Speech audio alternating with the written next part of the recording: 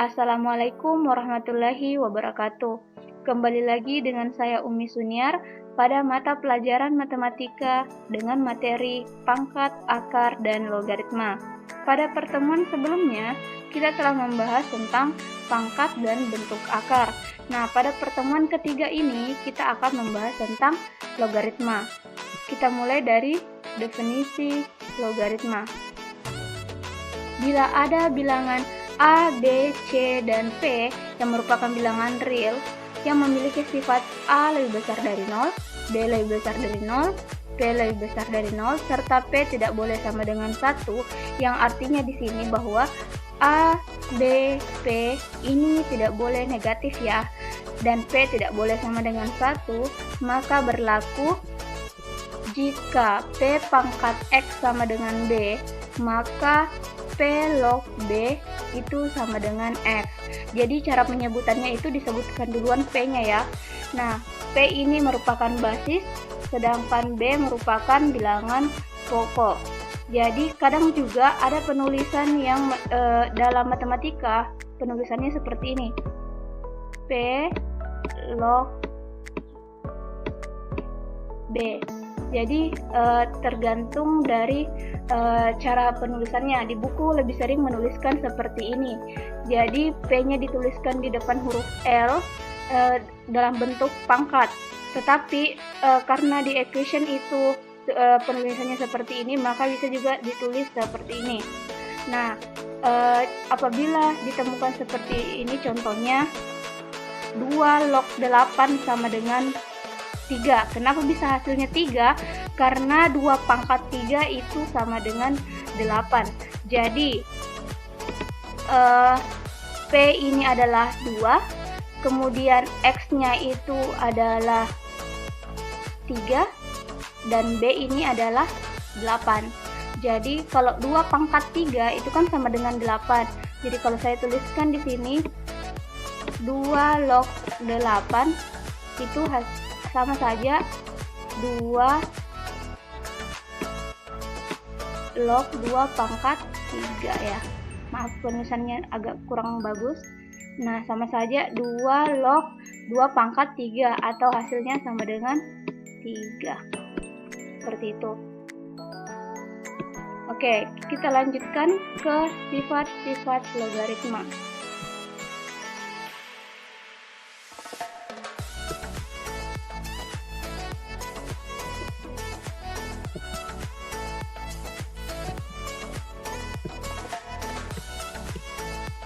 Sifat-sifat logaritma.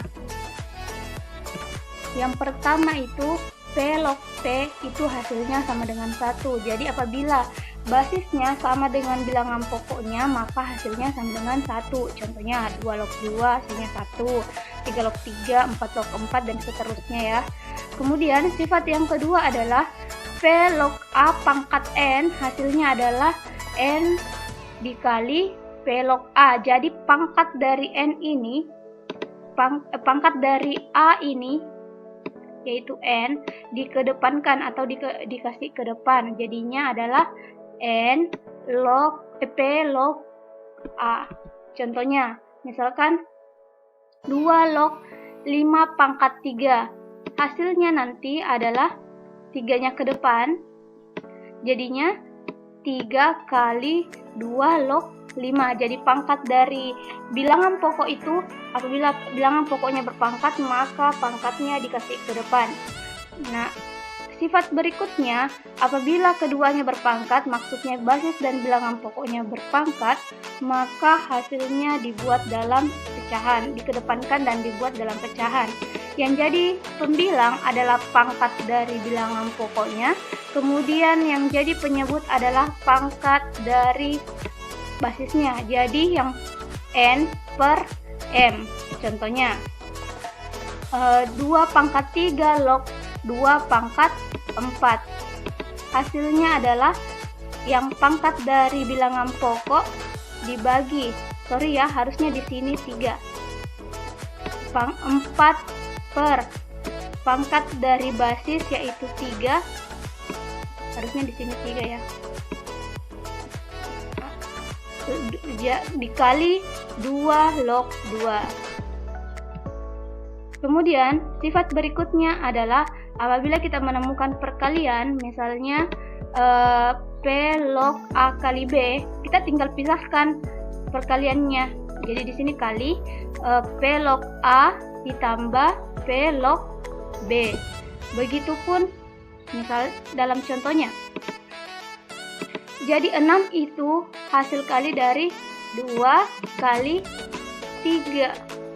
Jadinya kalau dipisah 2 log 2 di sini, kemudian 2 log 3 di sini. Jadi kita tinggal pisah. Jadi bisa juga di sini kan 6 itu bisa 1 kali 6. Jadi bisa juga 2 log 1 kali 2 log 6. Jadi tergantung dari permintaan soalnya ya. Kemudian berikutnya untuk pembagian pun sama, tapi kalau tadi perkalian itu ditambah, kalau pembagian dikurang ya. Jadi P log A per B jadinya P log A dikurang P log B. Contohnya 2 log 3 per 2 hasilnya adalah 2 log 3 dikurang 2 log 2. Jadi ini di depan, kemudian dikurangi yang ini penyebutnya. Oke, sifat berikutnya. Jadi sifat logaritma itu ada banyak ya. Yang berikutnya adalah P log X itu bisa ditukar. Maksudnya basis dan bilangan pokok bisa bertukar dengan syarat diubah ke dalam bentuk pecahan. Jadinya adalah seper X log P. Contohnya 2 log 3 bisa ditukar jadi 2 dan 3-nya bisa ditukar jadi seper 3 log 2. Oke, berikutnya. Jadi basis dan bilangan pokok boleh bertukar dengan syarat dibuat ke dalam seper. Berikutnya, P log P pangkat N. Jika P log P pangkat N, berarti di sini basis dan bilangan pokoknya sama. Tadi sudah dipelajari pada sifat berikutnya bahwa jika basis dan bilangan pokok sama, itu artinya hasilnya adalah 1. Kemudian jika ada bilangan pokok berpangkat, pangkatnya itu dikasih ke depan. Jadinya N dikali P log P harusnya ya. P log P itu kan hasilnya 1. Jadi makanya di sini langsung saja hasilnya adalah N kali 1 atau sama dengan N. Contohnya 2 log 2 pangkat 3, langsung hasilnya itu 3 saja. Jadi ceritanya ini ditewaskan saja ini ya. Jadi kita hasilnya adalah 3. Sifat berikutnya P log 1. P log 1 itu hasilnya 0. Jadi apapun yang log 1 hasilnya itu 0. Berarti kalau misalkan 1000 log 1 hasilnya tetap 0. Contohnya 2 log 1 itu hasilnya adalah 0. Sifat berikutnya, ini agak panjang kelihatan tapi ini salah satu sifat yang mudah.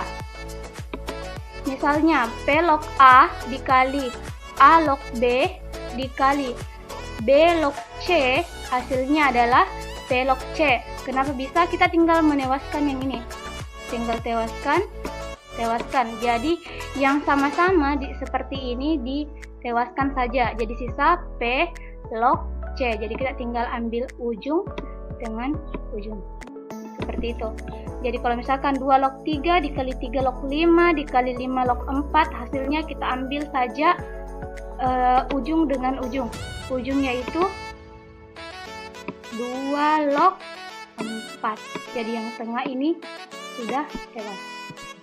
Sifat berikutnya A pangkat A log X. Jadi di sini ada perpangkatan tapi pangkatnya itu adalah logaritma. Jadi tapi dengan syarat basis dari logaritma itu sama dengan bilangan pokok dari pangkatnya. Jadi di sini harus A, di sini juga harus A. Kalau misalkan di sini B, di sini juga harus B. Sehingga hasilnya kita tinggal tewaskan saja ini, tinggal coret, sisa hasilnya adalah X. Contohnya 2 pangkat 2 log 3, hasilnya adalah 3. Sifat berikutnya A log B itu sama saja dengan P log B per P log A.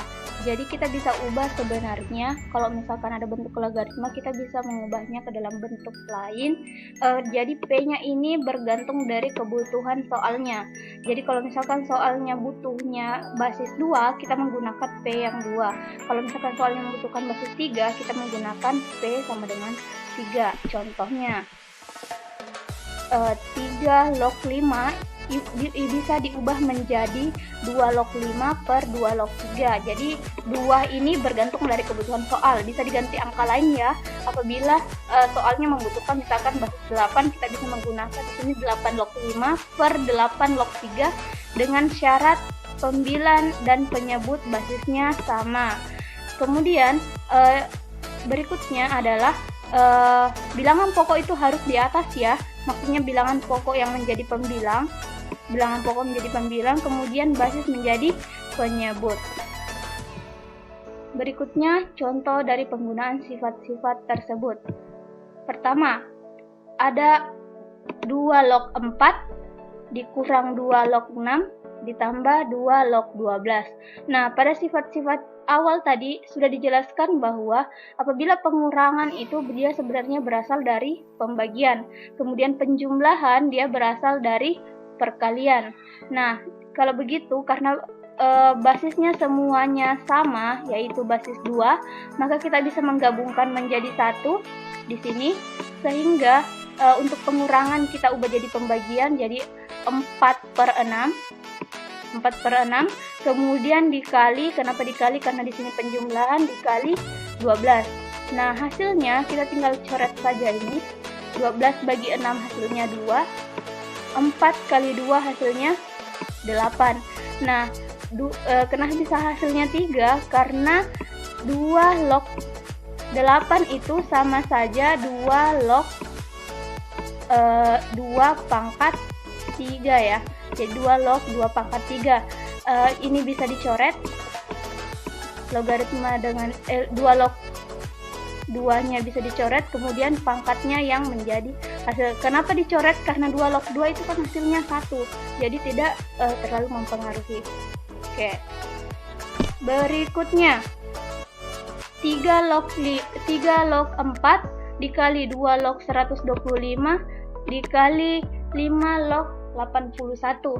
Nah, angka yang besar-besar seperti 4, 125, dan 81 kita ubah dulu ke dalam bentuk perpangkatan.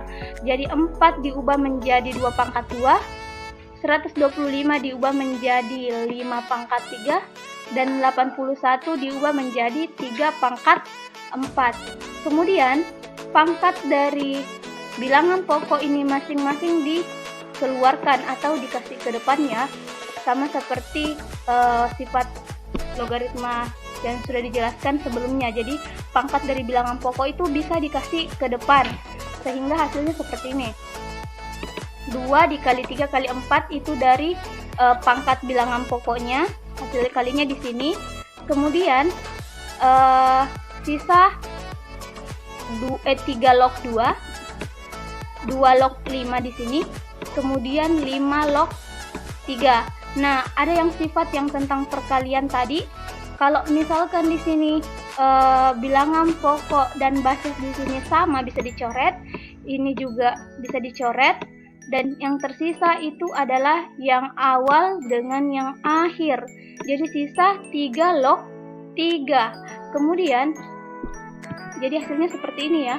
Sisa 3 log 3. Nah, 24 dari 2 kali 3 kali 4. 2 kali 3 kali 4 kan hasilnya 24. Jadi hasilnya adalah 24 dikali 3 log 3.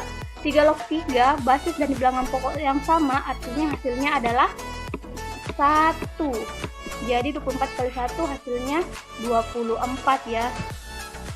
Contoh berikutnya, apabila ada perpangkatan yang pangkatnya logaritma, ada salah satu sifat tadi yang sudah dijelaskan pada slide sebelumnya. Jadi kita harus ubah dulu yang 36 menjadi lebih kecil. Lebih kecil maksudnya dia harus sama dengan basis dari pangkat logaritmanya. Jadi 36 ini kita ubah dulu jadi 6 pangkat 2. Nah, Ibu sudah jelaskan bahwa pangkat dari bilangan pokok itu bisa ke depan ya. Jadi bisa juga kembali ke belakang. Maksudnya bisa kembali jadi pangkat. Jadi 2 ini bisa jadi 3 pangkat 2. Jadinya seperti ini ya. Kemudian karena bilangan pokok dari pangkat sama dengan basis dari logaritmanya, jadi bisa dicoret ya. Jadi sisa 3 pangkat 2 hasilnya 9. Sifat contoh berikutnya. Jika 3 log 2 yaitu adalah A, maka mau ditentukan 9 log 32 itu berapa? Nah, 9 itu adalah 3 pangkat 2, sedangkan 32 itu adalah 2 pangkat 5.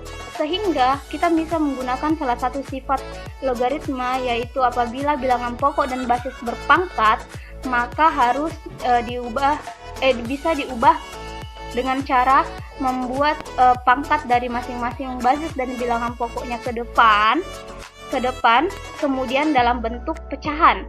Yang menjadi pembilang adalah pangkat dari bilangan pokok, dan yang menjadi penyebut adalah pangkat dari basisnya. Jadi 5/2. Kemudian sisa 3 log 2 di sini ya. Nah, kemudian 3 log 2 itu sudah ditentukan di soal bahwa dia adalah A. Berarti 5/2 dikali A. Jadinya 5A/2. Oke, sekian untuk materi logaritma. Apabila ada yang ingin ditanyakan, bisa bertanya lewat chat di grup ataupun di Zoom meeting nantinya, ataupun bisa bertanya di Google ataupun di YouTube. Bisa mencari materi di sana, ataupun bisa mencari materi di buku-buku matematika yang membahas tentang logaritma. Sampai ketemu lagi. Assalamualaikum warahmatullahi wabarakatuh.